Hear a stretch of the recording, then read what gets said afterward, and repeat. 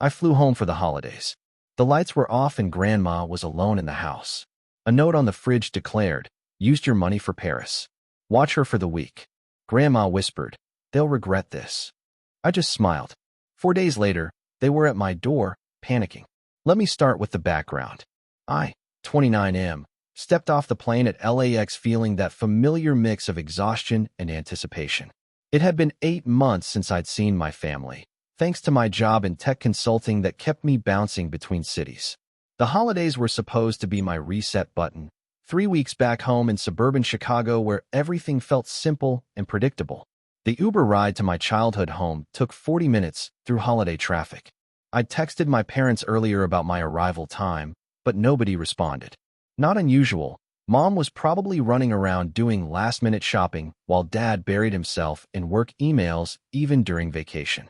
My grandmother had been staying with them for the past year after her hip surgery, and I was looking forward to her stories and homemade cookies that somehow never tasted the same anywhere else. The house looked different when we pulled up.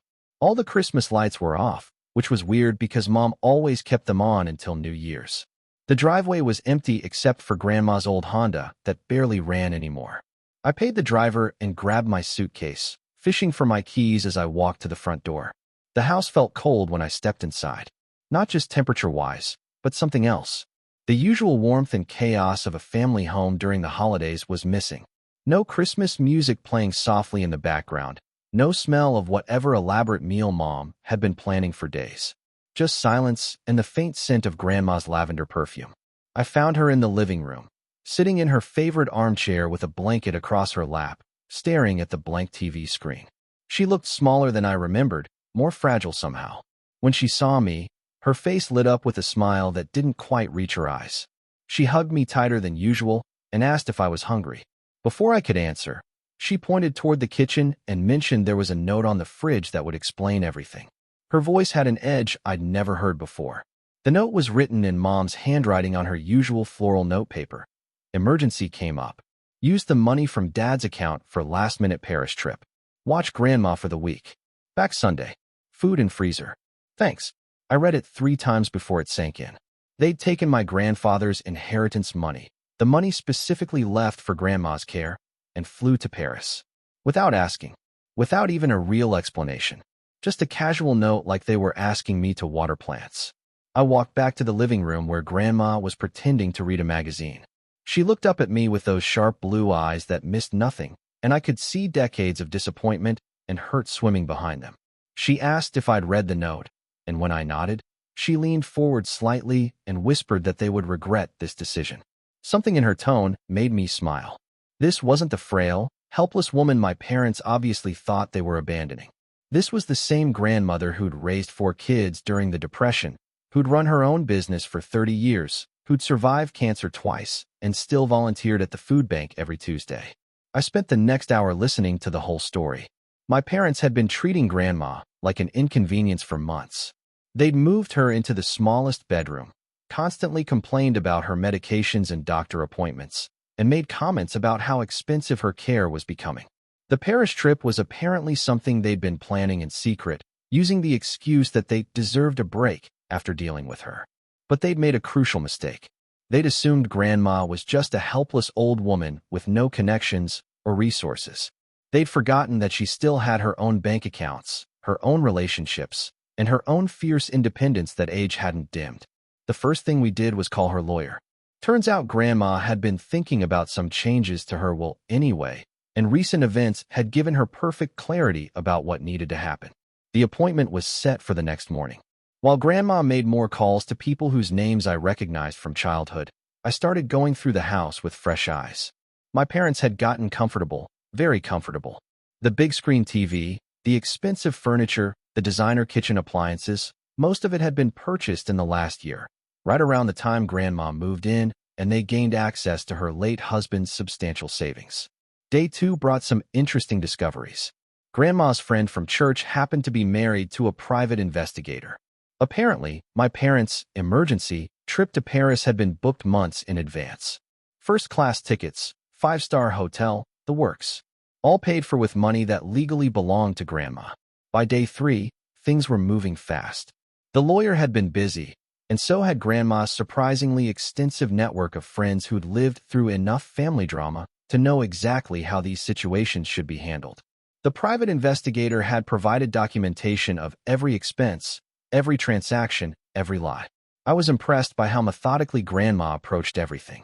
She wasn't acting out of anger or spite. This was strategy, pure and simple. She'd given my parents every opportunity to treat her with respect and dignity, and they'd chosen to see her as a burden to be managed rather than a person to be loved. Day 4 started with my parents calling from their hotel in Paris.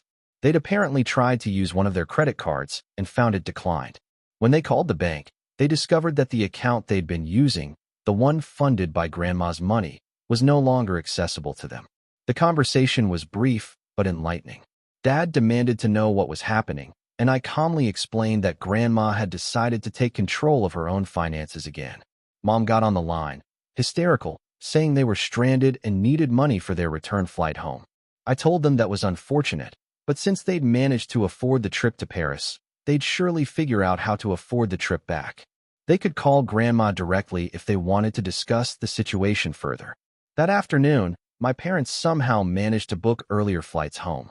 They must have maxed out credit cards or borrowed money, because they were at our front door by 8 p.m., looking haggard and desperate. The conversation that followed was exactly what I'd expected. Dad started with indignation, demanding explanations and threatening legal action. Mom went straight to emotional manipulation, crying about how they'd only wanted a little time to themselves and how unfair everyone was being. Grandma listened to everything with perfect calm, then laid out the situation in terms even they couldn't misunderstand. They had stolen from her. Not borrowed, not temporarily used, stolen. They had abandoned her without permission or proper arrangements. They had lied about their intentions and their timeline. More importantly, they had shown their true feelings about her worth and her place in their lives. She was simply returning that energy. The lawyer arrived an hour later with papers that needed to be signed.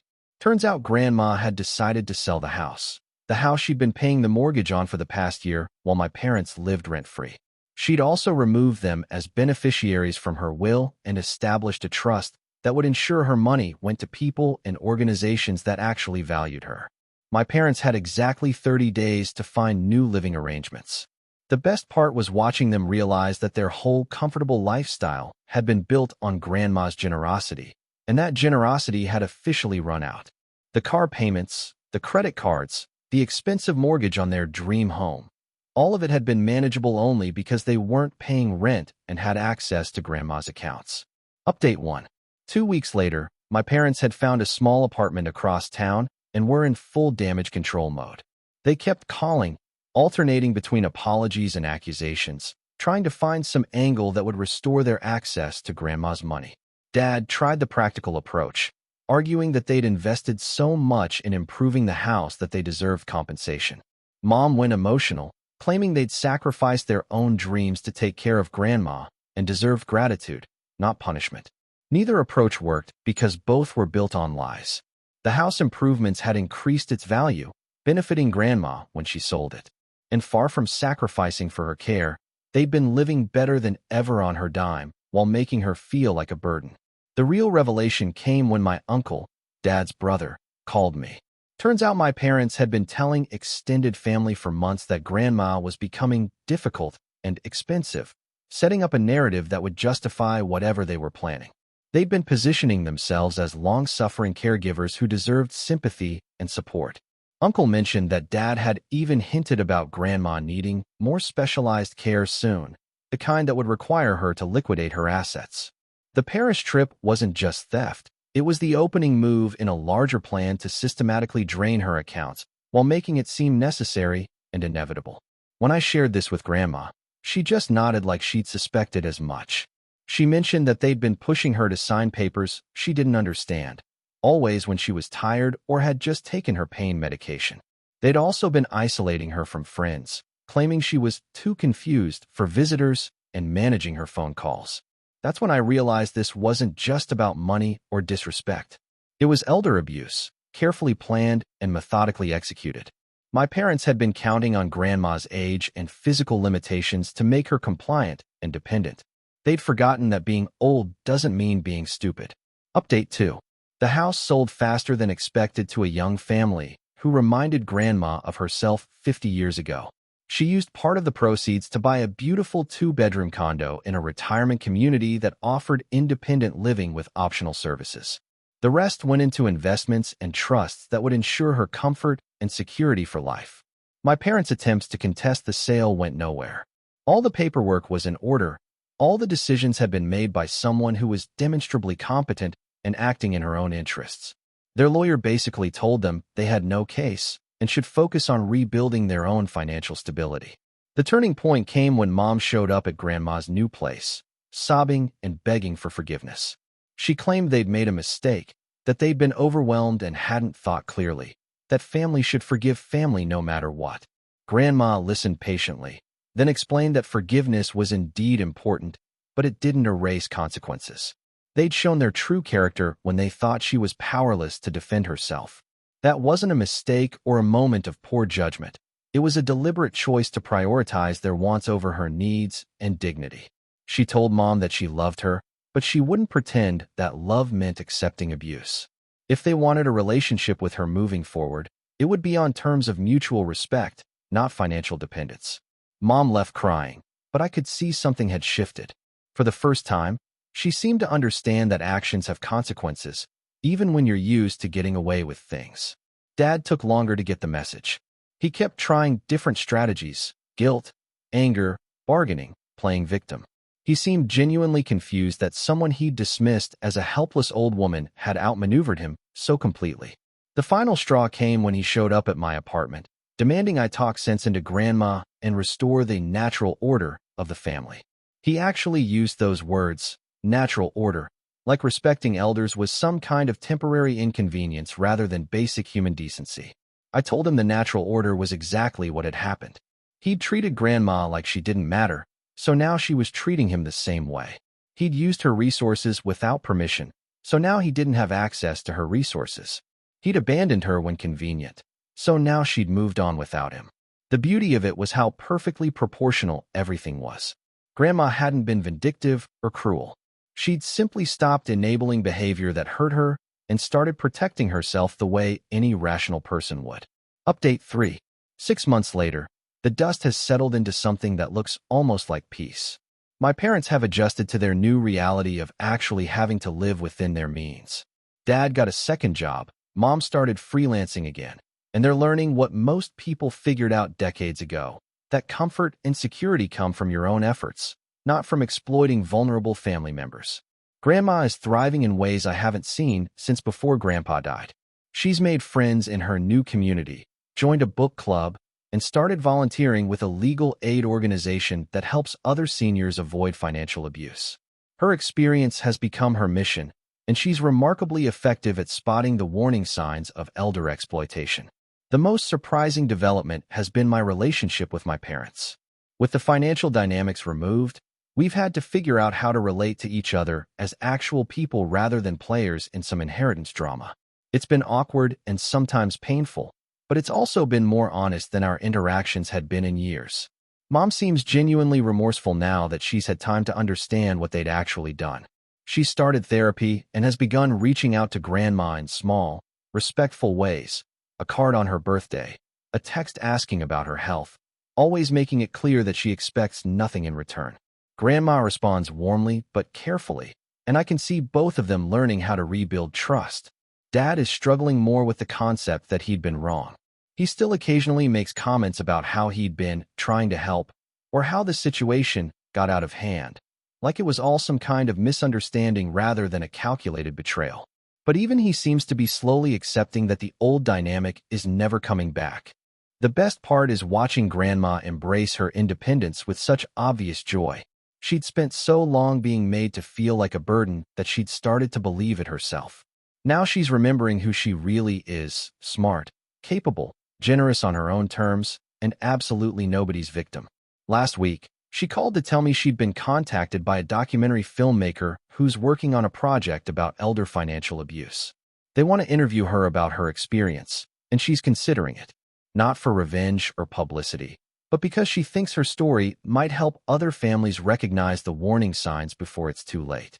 When she asked what I thought about the idea, I told her the same thing I'd been thinking for months, that I was proud of her for refusing to accept unacceptable treatment, and that sometimes the most loving thing you can do for someone is to hold them accountable for their choices. She laughed and said that was exactly what Grandpa used to tell her when she worried about being too tough on the kids. Some lessons, she said, are too important to learn gently. Looking back, I realized that note on the fridge was the best thing that could have happened to our family. Not because it was kind or thoughtful, it was neither, but because it forced everyone to stop pretending that the situation was sustainable or acceptable. My parents learned that other people's resources aren't theirs to command. Grandma learned that being older doesn't mean being powerless. And I learned that sometimes the most supportive thing you can do for someone you love is to let them handle their own problems in their own way. For days that changed everything, all because someone underestimated a woman who'd survived 90 years of life by being stronger and smarter than people expected. They definitely regretted it, exactly like she'd promised. But more importantly, she'd reminded all of us what dignity looks like when it refuses to be compromised.